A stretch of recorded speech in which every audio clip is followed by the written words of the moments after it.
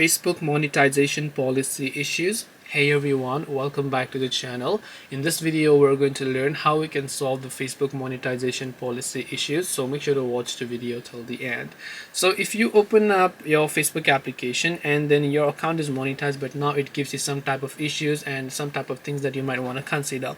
You normally get these type of notifications if Facebook thinks that you are not complying with their rules and services that they're offering and their terms and conditions. So you first want to make sure that you are comply with all of the community standards. Now you can tap the three dots option here and then you'll come to this page where first of all, if you look, you'll find the option called profile status.